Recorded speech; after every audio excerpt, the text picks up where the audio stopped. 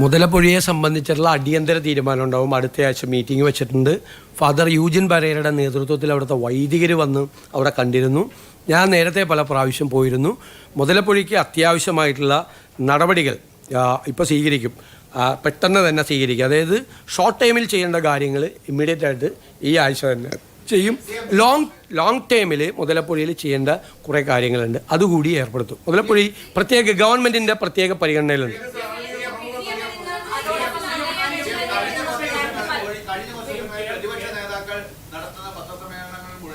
പ്രധാന ആരോപണം എല്ലാ പത്രസമ്മേളനങ്ങളിലും കേരളത്തിലെ മുഖ്യമന്ത്രി കളവ് പറയുന്നുവെന്നാണ്. അങ്ങനെ മുഖ്യമന്ത്രി കളവ് പറയുന്നു.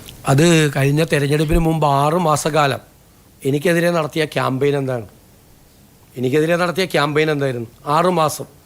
അവർക്കെന്തോ അവിടെ എന്തോ ഒരു പ്രശ്നമുണ്ടായി AK സെൻ്ററിൽ അവർക്കെതിരെ. അപ്പോൾ ഞാൻ പറഞ്ഞു അവരെ മാറ്റരുതെന്ന് പറഞ്ഞു. കാരണം അവരാണ് എനിക്ക് വേണ്ടിയിട്ട് ക്യാമ്പയിൻ നടത്തിക്കൊണ്ടിരിക്കുന്നത്. അവർ ആ ക്യാമ്പയിൻ ഇലക്ഷൻ കഴിഞ്ഞിട്ടും തുടർന്നുകൊണ്ടിരിക്കുകയാണ്. സോഷ്യൽ മീഡിയയിലും മറ്റു കാര്യങ്ങളിലും അവർ തുടരട്ടെ. കാരണം കേരളത്തിലെ ജനങ്ങൾ അതിന് നല്ല വിധി എഴുതി മറുപടി കൊടുത്തിട്ടുണ്ട്. എനിക്കെതിരെ വ്യക്തിപരമായി നടത്തി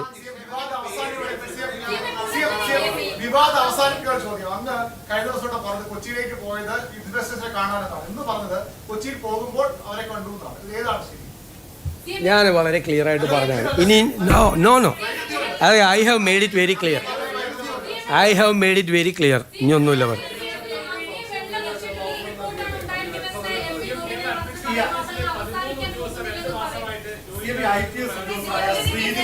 അതോടൊപ്പം തന്നെ മുതലപ്പൊഴിയിലെ 2 മത്സ്യത്തൊഴിലാളികളെ കാണാതായിട്ട് 6 ദിവസമായി. പക്ഷെ അവിടേക്ക് വകുപ്പ് മന്ത്രി പോലും തിരിഞ്ഞു നോക്കുന്നില്ല. രക്ഷാപ്രവർത്തനം ഊർജിതമല്ല എന്നുള്ളതാണ് ആ കുടുംബങ്ങൾ പറയുന്നത്. അവർ വലിയ പ്രതിഷേധത്തിലാണ്.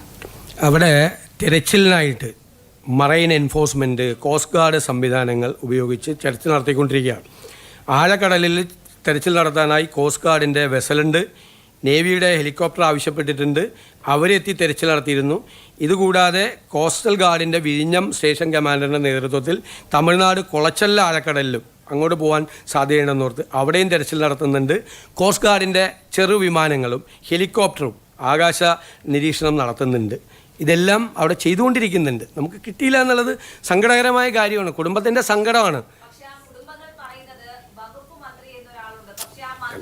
നിങ്ങളത് ഞാൻ അതൊക്കെ ചെയ്യാൻ ഇതൊക്കെ നമുക്കറിയാമല്ലോ. തീരപ്രദേശത്ത് പഴയ മുഖ്യമന്ത്രി പോയത് ഓർമ്മയുണ്ടല്ലോ, അത് നമുക്കറിയാമല്ലോ. തീരപ്രദേശത്ത് അല്ല ഞാൻ പറഞ്ഞത് ഞാൻ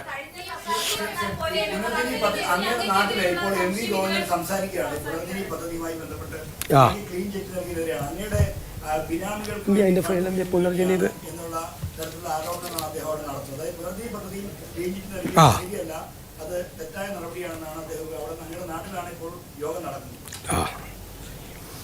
ഈ ഗവൺമെൻറ് വന്നതിന് ശേഷം ഒരു അന്വേഷണവും ഒരു നടപടിയും ഇത് സംബന്ധിച്ചെടുത്തിട്ടില്ല.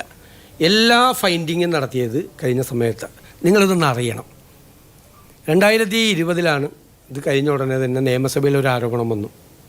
അപ്പോൾ ഞാൻ പറഞ്ഞു, അന്നത്തെ മുഖ്യമന്ത്രിയോട് പറഞ്ഞു, അങ്ങൊരു വിജിലൻസ് അന്വേഷണം നടത്തണമെന്ന് പറഞ്ഞു. അതിനുശേഷം അവർ വിജിലൻസ് അന്വേഷണം നടത്തി. എൻ്റെ ആവശ്യമില്ല, ഞാൻ നിയമസഭയിൽ ആവശ്യപ്പെട്ട് അന്വേഷണം നടത്തിയിട്ട് ഒരു തരത്തിലുള്ള ക്രമക്കേടും നടന്നിട്ടില്ല എന്നുള്ള റിപ്പോർട്ട് പ്രാഥമിക അന്വേഷണം നടത്തി വിജിലൻസ് ഗവൺമെൻറ് കൊടുത്തു. അന്ന് അത് അംഗീകരിച്ചു. അത് കഴിഞ്ഞിട്ടൊരു പരാതി ആയിട്ട് ഒരാൾ ഹൈക്കോടതിയിലെ സിംഗിൾ ബെഞ്ചിൽ പോയി. സിംഗിൾ ബെഞ്ച് പരാതി തള്ളി. രണ്ടാമത് അതിന് അപ്പീലായിട്ട് ഡിവിഷൻ ബെഞ്ചിൽ പോയി ഹൈക്കോടതി. അത് ആ ഡിവിഷൻ ബെഞ്ച് തള്ളി. കേട്ടോളാം. പിന്നീടാണ് ഞാൻ പ്രതിപക്ഷ നേതാവായി വരുന്നത്. പ്രതിപക്ഷ നേതാവായി വരുമ്പോഴാണ് 2023 നേരത്തെ അന്വേഷിച്ച് തള്ളിയ കേസ് ഞാൻ പ്രതിപക്ഷ നേതാവായപ്പോൾ വീണ്ടും ഒരു പരാതി വാങ്ങി വീണ്ടും അന്വേഷണം ആരംഭിച്ച് കഴിഞ്ഞതിന് ശേഷം വിജിലൻസ് റിപ്പോർട്ടാണ് 14/6/2023 രജിസ്റ്റർ ചെയ്ത കേസിൽ 7/9/24 വിജിലൻസ് റിപ്പോർട്ട് കൊടുത്തിരിക്കുകയാണ്. എന്താണ്? Enquiry could not discover any evidence to sustain the allegation. The inquiry so far could not reveal any evidence and also the allegations could not sustain in evidence. ഇത് ഞാൻ മുഖ്യമന്ത്രിയായതിനു ശേഷമുള്ളതല്ല, 7/9/2024 റിപ്പോർട്ടാണ്. ഇനി വീണ്ടും അതിൽ വിജിലൻസ് നടത്തിയ റിപ്പോർട്ടിൽ 2 വിജിലൻസ് ഡയറക്ടർമാർ റിപ്പോർട്ട് കൊടുത്തു. ഒന്ന്, prevention of corruption act attract ചെയ്യുന്ന ഒരു തെറ്റും ഞാൻ ചെയ്തിട്ടില്ല, ക്ലീൻ ചിറ്റാണ്. അതായത് PC ആക്ട് എനിക്കെതിരെ ഈ അലിഗേഷൻ അന്വേഷിച്ചതിൽ നിൽക്കില്ല എന്ന് ഒരു വിജിലൻസ് ഡയറക്ടർ. അപ്പോൾ പറഞ്ഞു FCRI അന്വേഷിക്കാൻ പ്രകാരം തീർക്കരുതല്ലേ, ഞാൻ പ്രതിപക്ഷ നേതാവാണല്ലോ, തീർക്കരുതല്ലേ, FCRI വയലേഷൻ നടത്തിയിട്ടുണ്ടോ എന്ന് അന്വേഷിക്കാൻ പറഞ്ഞു. ഒരു FCRI വയലേഷനും ഇല്ലെന്നും പറഞ്ഞ് രണ്ടാമത്തെ വിജിലൻസ് രണ്ട് വിജിലൻസ് ഡയറക്ടർമാരെ ഞാൻ സ്വാധീനിച്ചെന്ന് പറയരുത്. രണ്ടാമത്തെ വിജിലൻസ് ഡയറക്ടർ രണ്ടാമത് FCRI അന്വേഷണം നടത്തി. FCRI നിലനിൽക്കില്ല, ഒരു കാരണവശാലും നിലനിൽക്കില്ല എന്ന് പറഞ്ഞു. അതിൻ്റെ ഇടയിൽ വയനാട് ഞങ്ങളുടെ ക്യാമ്പ് നടത്തുന്ന ദിവസം അന്നത്തെ മുഖ്യമന്ത്രിയുടെ ഓഫീസിൽ നിന്ന് CBI അന്വേഷിക്കാൻ പോകണമെന്ന് പറഞ്ഞു. അപ്പോൾ ഞാൻ പറഞ്ഞ മറുപടി ഓർമ്മയുണ്ടല്ലോ, ഞാൻ പേടിച്ചു പോയി. ഉടനെ CBI അന്വേഷണം ഏർപ്പെടുത്തിക്കൊള്ളാൻ പറഞ്ഞു. CBI അന്വേഷണം ഇതിനകത്ത് നിലനിൽക്കുക, കാരണം വിജിലൻസിനൊരു കേസ് രജിസ്റ്റർ ചെയ്യാൻ പോലും പറ്റാത്തൊരു കേസിൽ CBI അന്വേഷണം നിലനിൽക്കില്ല എന്നുള്ള നിയമോപദേശം ഗവൺമെൻറ്റിന് കിട്ടി. അത് കഴിഞ്ഞതിന് ശേഷമാണ് ഇതെല്ലാം നിന്നിട്ട് ഇത് തീർക്കാതെ, എന്നുവെച്ചാൽ എല്ലാ റിപ്പോർട്ടും കിട്ടിയിട്ട് ഇത് തീർക്കാതെ ഇവർ കയ്യിൽ വെച്ചുകൊണ്ടിരുന്നു. മനസ്സിലായില്ലേ? ഇപ്പോൾ എന്താണ് കൊടുത്തിരിക്കുന്നത്? ഇപ്പോൾ കൊടുത്തിരിക്കുന്നത് 26/5/2026 ഡയറക്ടർ, വിജിലൻസ് ഡയറക്ടർ കൊടുത്തിരിക്കുന്നത് എന്താ? As stated earlier, there is no vigilance angle revealed in the case, and so no action is due from this department in this regard. Hence, further action in this regard may be dropped. എന്ന് അപ്പോൾ എല്ലാ അന്വേഷണം നടത്തി എല്ലാ റിപ്പോർട്ടും കൊടുത്തത് പിണറായി സർക്കാരിൻ്റെ കാലത്താണ്.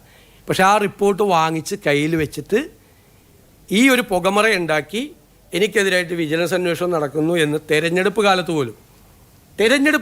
പോലും എനിക്കെതിരായിട്ട് ക്യാമ്പയിൻ നടത്തി.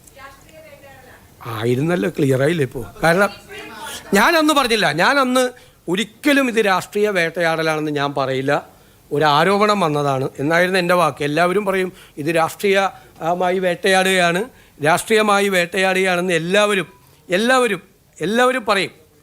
പറയും. രാഷ്ട്രീയം ഞാൻ പറഞ്ഞു അന്ന് ഇത് രാഷ്ട്രീയമായിട്ടല്ല, ഒരു ആരോപണം വന്ന് ഞാൻ തന്നെയല്ലേ പറഞ്ഞു അന്വേഷിക്കാൻ.